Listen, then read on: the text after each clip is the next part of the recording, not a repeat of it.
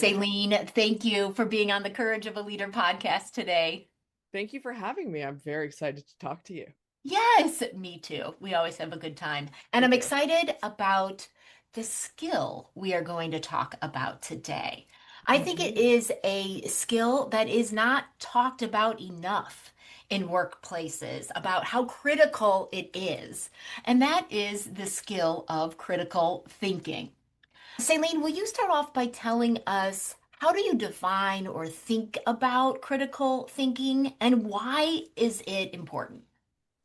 That's a very large question to start with, which I appreciate. I'm so I think the easiest way, and I'm going to caveat that this is not the book definition of critical thinking. I'm Sure. going to make this really simple on purpose. Okay. So Yes. if you were to look up a textbook on critical thinking, I'm sure it would have a much more precise definition. But what I would say, especially with what I see showing up in organizations and with leaders, that critical thinking is the ability to see something, to think about things from a variety of perspectives, Nice. to look at it without the inherent biases or assumptions that we have built in driving the outlook that we are hoping to see, then to be able to use that information to make better decisions. Actually, I'd love to interject right Please. there. I like that you're talking about the variety of perspectives, right? Not just the filter that our upbringing, our functional skill building and knowledge building and exposure that we've had to date tells us without bias, right? Like without infused with our hope that the answer is going to be X, but Yes. willing to be somewhat detached there and Yes. really take an objective look from different angles. Yes. Love it. Yes.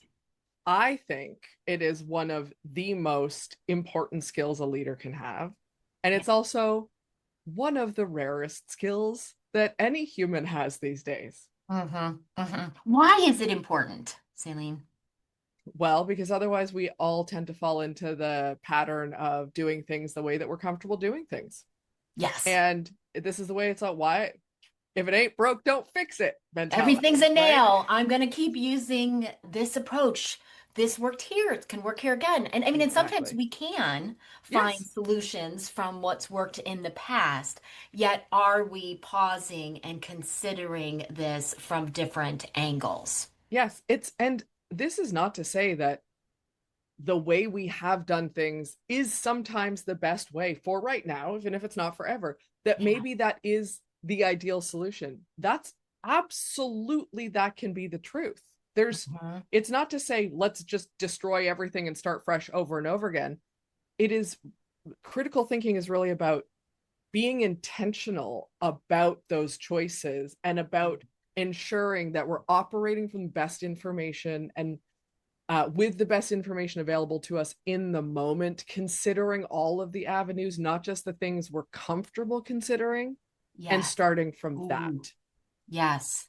Intentional, conscious, Oh, yes. and willing to think about the answers we might not be hoping for. Yes. I like it. Yes. Celine, my how brain wants to get more into the how, but first let me tell listeners a little bit more about you.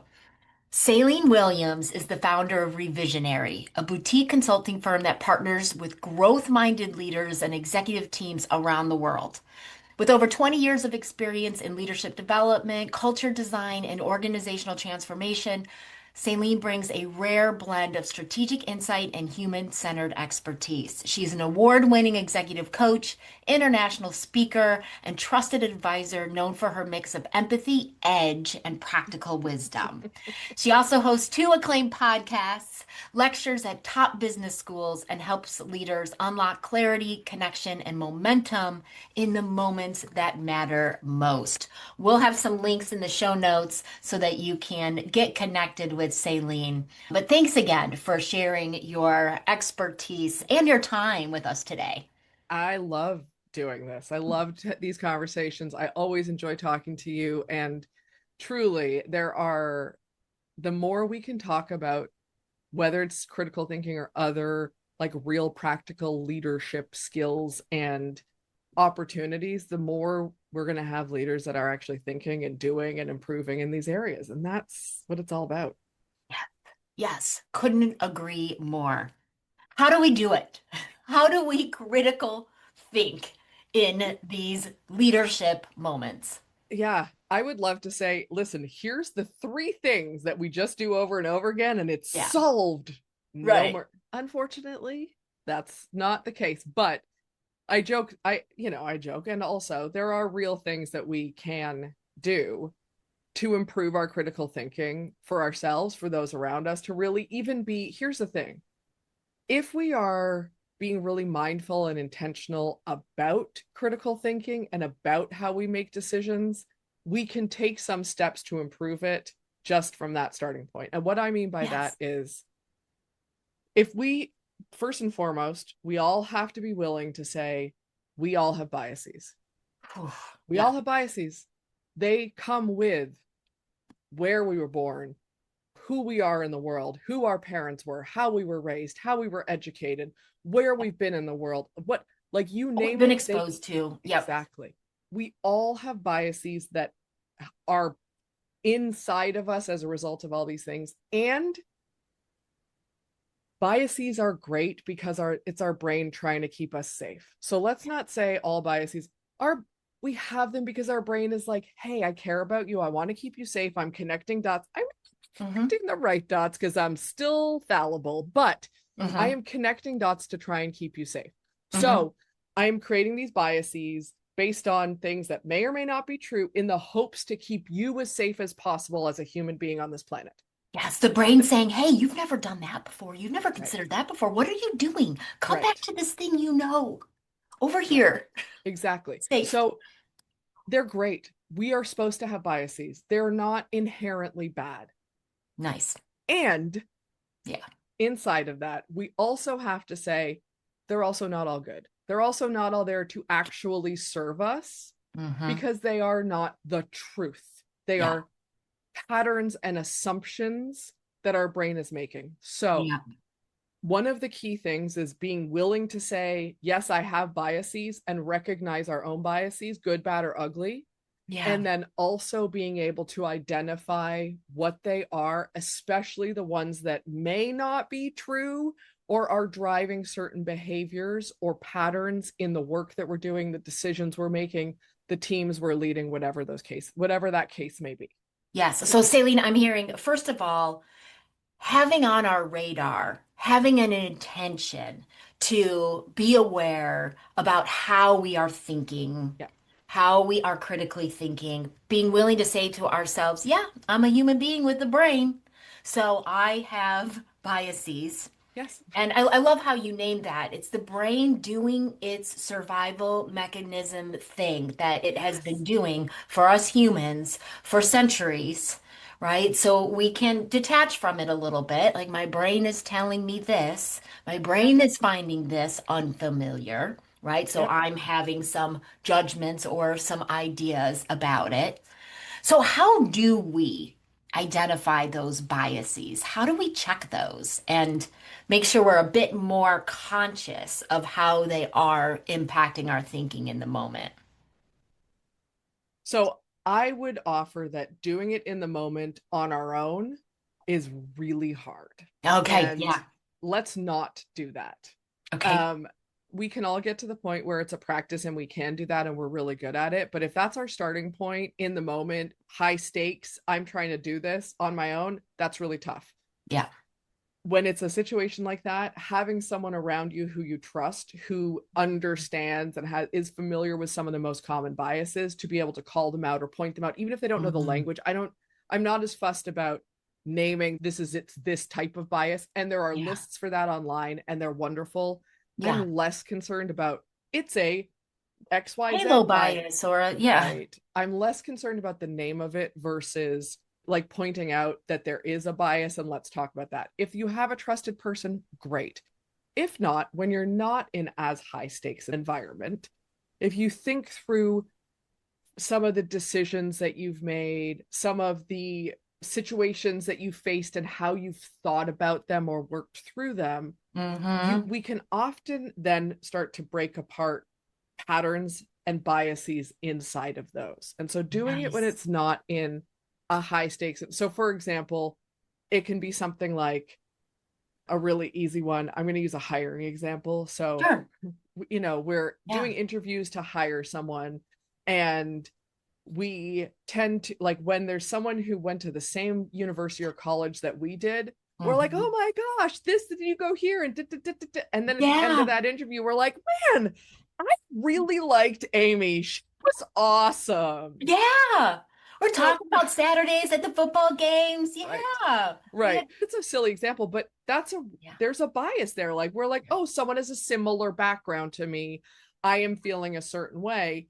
If we then have 10 of the 15 shortlisted people who went to the same college that we went to, we can start to say, okay, so where are these? Again, don't care if you name the bias, but where am I seeing these patterns in how I've approached things and thought about things, to start to identify the biases, which then helps me in those moments of when I'm under pressure, think about what's driving this? Where is this coming from? Am Yeah. I thinking of other possibilities? Am I looking at other potential perspectives? Am I shutting down or opening up too soon, or whatever the case may be? Yes, yes. Okay, I love this, Saline. I mean, I'm hearing the invitation that we could look back at the decisions or the reactions that we had over the past week, over the past month. We could look at it in retro Mm-hmm. and what was at play, right? What were the Yes. variables I was most leaning on? What was the rationale I was most leaning on? Yes. I also love this question. If we witness a behavior from somebody, let's just say we walk into a physical room and someone is staring off out the window silently. Or let's say they're doing that during a Mm-hmm. meeting, right? If it was our highest performer, we might think, oh, right, they're thinking about how this can work, right? They're strategizing about how this is going to go. If they're our lowest performer, we might think, oh, they're distracted. They're looking Mm-hmm. out of the window right now, right? If we ask ourselves, what would I think if it was this person that I have really high regard for? What if it was this person, right? And what is changing my reaction and my behavior in that moment, right? Or Yes. even if you're making a decision about a product line, what would I think if it was the A product line versus the E product line? Like, and why am I thinking about that differently to kind of tease out what are my positive assumptions? What are my negative assumptions? What are my seemingly neutral assumptions? Yes. Because all of those are going to have filters and bias that have some impact. Uh, 100%. And I would say there is a tool that you can use in critical thinking. We're in the moment of Yep. making a decision. And I'm going to put a pin in something to come back to, because the decision itself, like defining that, I want to come back to that. Oh, But okay. Yep. once we have, this is what we're facing, this is the Yep. decision, this is the moment, if we take the time to pause and actually write out, and especially if there's other people involved, write Collectively it do out it. Yep. first. Do Oh, not say it out loud, right? okay. So start by Write writing my it own. out. Write You your write your own. own. You Okay. write your own. I write my own. We're going to write out all the assumptions we have. Nice. Good, bad, or ugly. What are the Yep. assumptions that are here? Some of them are not going to matter, and that's okay. But if we do this all individually and then we share it after, we'll get a real sense of what those Mm. assumptions are. With, again, there will be bias inherent in them. If we are familiar with our own biases, we can start to see that and then pull Mhm. apart those assumptions, like, oh, this Mhm. assumption I'm making is based on this bias I have. That's not a Mhm. real thing. I'm okay to pull, let's move that off, because it's not, now that I've seen it, I don't have to spend the time on it. But there's a whole practice of writing out, or there Like can it. be, there should, I wish there was more often, a whole practice of writing out the Yes. assumptions that we have about a project, a decision, a problem that we're facing, whatever the case may be. If we can do that for ourselves, we Yeah. will make better decisions. We will end up with stronger, more sustainable, more whatever you want to call it, strategies. Yeah. We just we solve problems more effectively if we understand the assumptions first. Yes, yes. And I'm thinking, Celine, if this feels like a jump for a team, ooh, this feels too vulnerable. I'm not sure if I want to put that out there. Find an anonymous way to do it. Have a shared document where people can add those assumptions in there in random order. I don't know, right? But just so that you get them all out on the Yes. table and begin to build that muscle of defining, recognizing and deciding which assumptions to leave behind. 100%, because there some of the assumptions we have are going to be based on biases. If we know that and we can identify that, we can push that to the side in the sense that it's probably not as relevant Or I don't for want the that running the show. if Yeah. it's based on past experience and less of a bias, but like I had this experience, so I have this assumption now, we can then ask the question, is that relevant? Does that matter in this situation? Right? Yeah.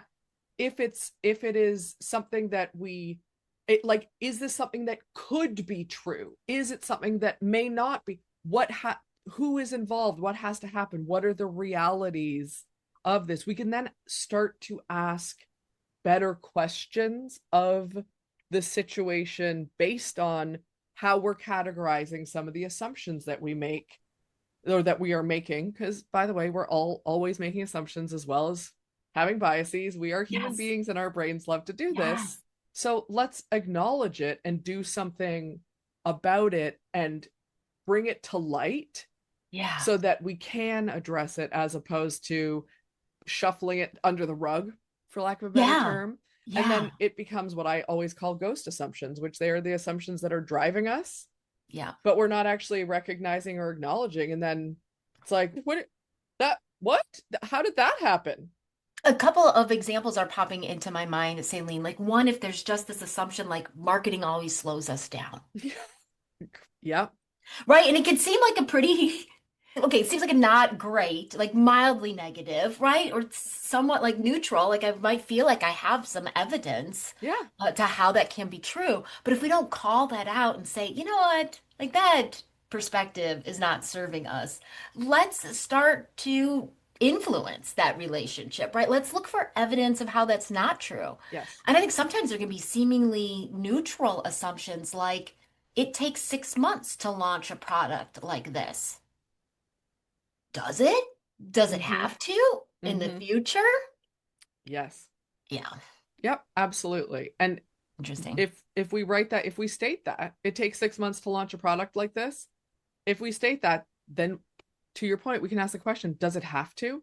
Is that Yeah, always what has to happen for that not to be the case? What yeah, needs to change so that it doesn't take 6 months? yeah. Maybe 6 months isn't enough time, and that's why our products aren't working as Ooh, well as we hope. yeah, So, what needs to change for them to launch more effectively? Maybe it yeah. needs 8 months and we're missing a step, right? Like, so if we state the assumption, we can then ask a better question or I get ask better excited questions. about these conversations that can happen Yes, once one is out on the table. 100%. Okay, now let's examine this sucker.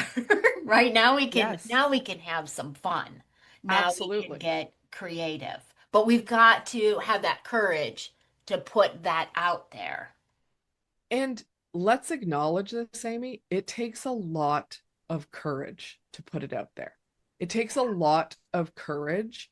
I mean, I would say when it comes to critical thinking, most of the exercises, steps, strategies in critical thinking take courage because they are not the norm.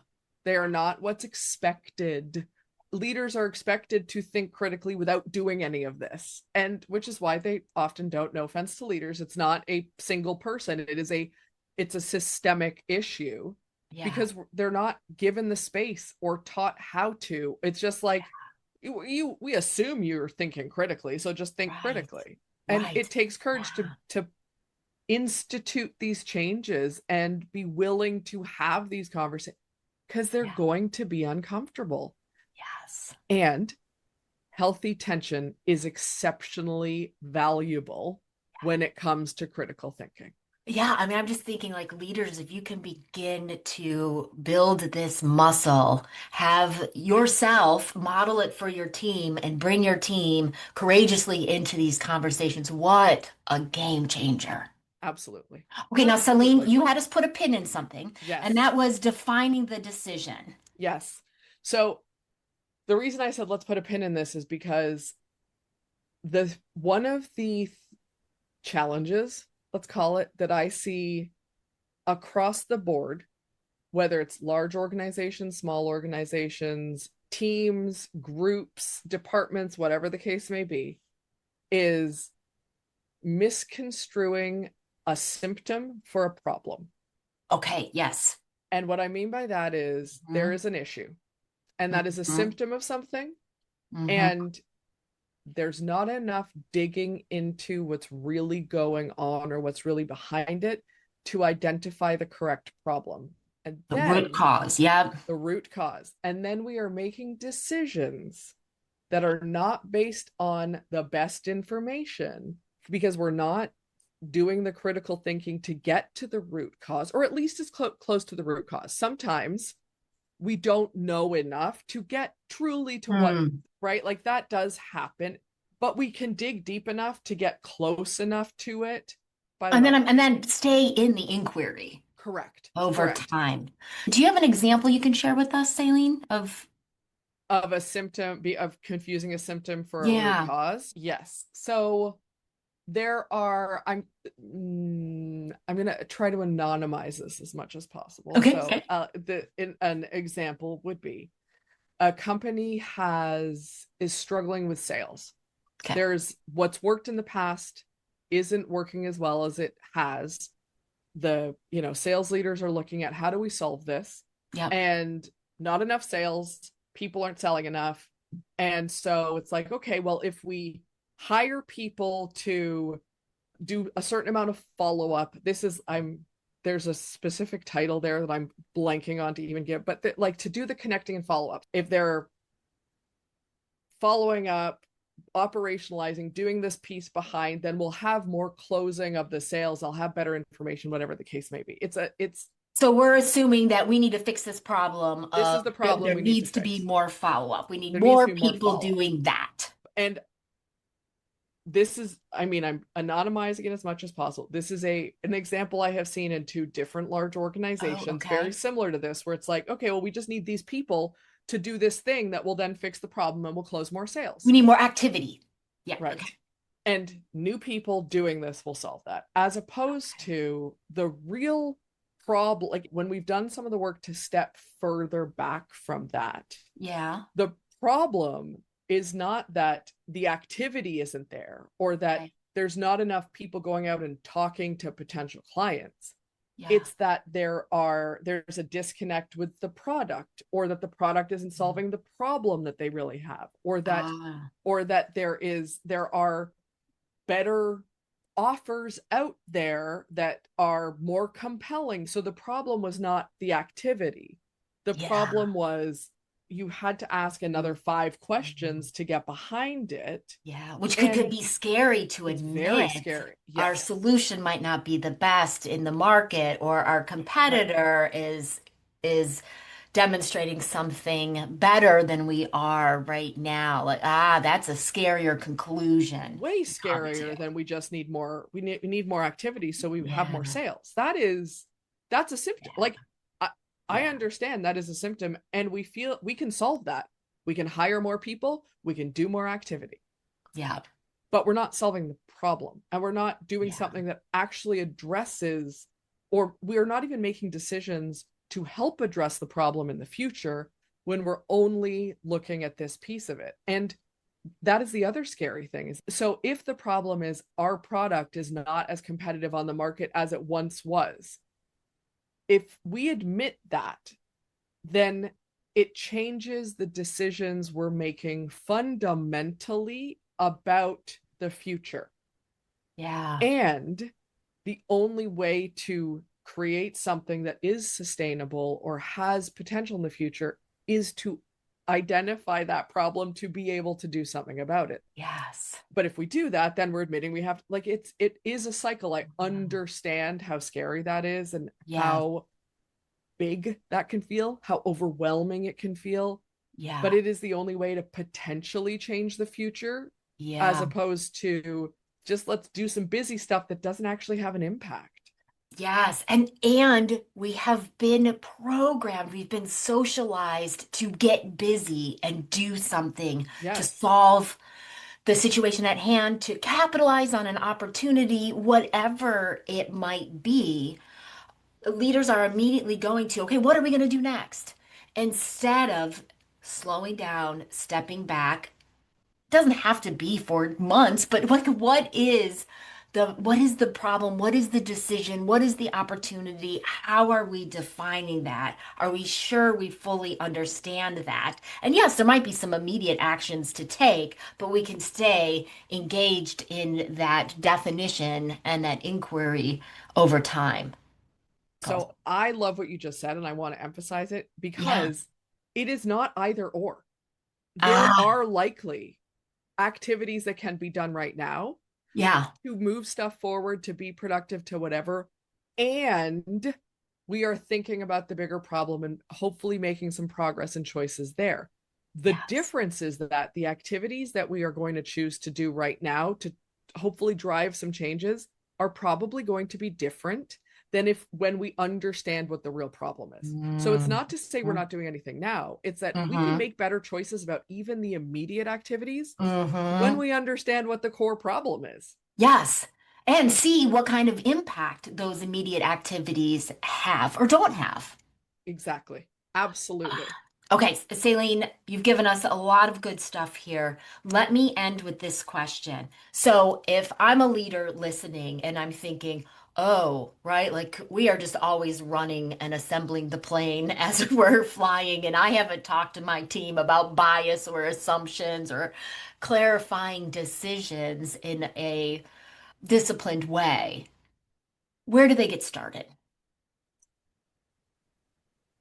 I'm going to give the answer that nobody likes first, and then I'm going to Okay. give a more acceptable answer. But the answer is that it really does depend on each leader's situation and their team situation. So Sure. there is a It reality. depends, It right. right? And so I'm going to say it depends because there is no one size fits all for any of this. Whatever you got most excited about as you were listening to this Right. conversation, right? It's probably fitting for your situation. But okay, Right. continue. So I saying that, I truly, if leaders start with having people pause and write their thoughts down. So if we can just get rid of brainstorming in the way that we do, where it's just like everyone popcorns up ideas and we all build on ideas, that would be Yeah. the best and easiest way to start some critical thinking, because we know when that happens, people build on what other people have said. They don't come up with their own ideas in the same way.